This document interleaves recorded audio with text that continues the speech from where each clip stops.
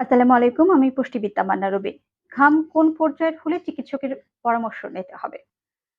ঘাম হচ্ছে একটি লবণযুক্ত তরল যা কিনা ঘাম গ্রন্থি থেকে নিঃসরিত হয়। স্বাভাবিক পরিমাণে ঘাম আমাদের শরীরকে ঠান্ডা রাখার খুবই ন্যাচারাল একটি প্রসেস। ঘাম ভিজিবল এবং নন ভিজিবল উভয়ই হতে পারে এবং ঘাম কিন্তু পর্যাপ্ত না হওয়া কিংবা ঘাম অতিরিক্ত হওয়া দুটোই শরীরের সমস্যার কারণ হতে পারে। বিভিন্ন কারণেই ঘাম হতে পারে। ১ম এই যদি বলি যে ফুড হ্যাবিট অনেকে অতিরিক্ত কোলেস্টেরল, ফ্যাটি খাবার যেগুলো রয়েছে, অতিরিক্ত তেল, চর্বি, মসলাযুক্ত খাবার, ঝাল খাবার, অনেকে অতিরিক্ত সোডিয়ামযুক্ত খাবার খান। এসবের কারণেও কিন্তু ঘাম হতে পারে। আবার দেখা যায় যে অনেক সময় অতিরিক্ত ফিজিক্যাল অ্যাক্টিভিটিতে যারা আছেন, অতিরিক্ত কায়িক পরিশ্রম যারা করছেন বা দৌড়ঝাঁপ করে কাজ করছেন, তাদেরও অনেক সময় ঘাম বেশি হয়। আবার অনেক সময় অ্যাংজাইটি কিংবা স্ট্রেস থেকেও ঘাম হতে পারে।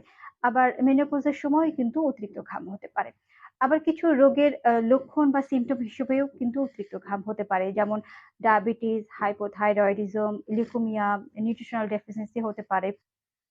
তো দেখা যায় যে এসবের কারণেও অনেক সময় ঘাম হয়। আবার অতিরিক্ত ওজনাধিক্য বা obesity যেটা আমরা বলছি, সেই রোগে আক্রান্ত হলেও কিন্তু অতিরিক্ত ঘাম হতে পারে। তো অতিরিক্ত ঘাম হলে অবশ্যই চিকিৎসকের পরামর্শ নিতে হবে। তবে যেটা আমরা প্রাথমিক পর্যায়ে করতে পারি সেটা হচ্ছে কারণ অতিরিক্ত ঘাম হলে আমাদের শরীর থেকে অতিরিক্ত লবণ পানি বের হয়ে যায় এবং ডিহাইড্রেট হয়ে যায়। এর ফলে যেটা হয় পানি শূন্যতার কারণে আমাদের মাথা ব্যথা হয়, অনেক সময় দুর্বলতা আমরা ফিল করি। তো এই সময় আমরা একটু লবণযুক্ত পানি খেয়ে নিতে পারি বা আ ডাবের পানি খুব ভালো কাজ করে। আবার অতিরিক্ত ঘাম হলে আ আমরা বেশ কিছু খাদ্যাভ্যাসে পরিবর্তনও করতে পারি। যেমন অনেক সময় দেখা যায় যে আ B1, B2, B3, B12 এই ভিটামিনগুলোর অভাবেও কিন্তু আমাদের অতিরিক্ত ঘাম হতে পারে। তো অবশ্যই আমরা যদি এই ভিটামিনযুক্ত খাবারগুলো খাই যেমন হচ্ছে ডিম, দুধ, কলা, গাজর, কাঠবাদাম এসবে কিন্তু প্রচুর পরিমাণে বি ভিটামিন রয়েছে। এছাড়া টমেটো, শসা আমরা বি ভিটামিন পেতে পারি।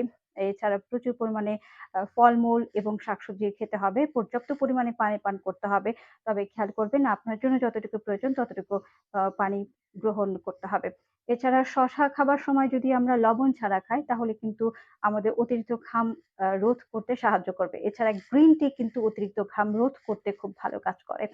তবে অবশ্যই যদি দেখা যাচ্ছে যে আপনার ব্যক্তিগত কার্যক্রমকে দৈনন্দিন কার্যক্রম যেগুলি রয়েছে সেগুলোকে বাধাগ্রস্ত করছে আপনার এই অতিরিক্ত ঘাম, তবে অবশ্যই চিকিৎসকের পরামর্শ নিন।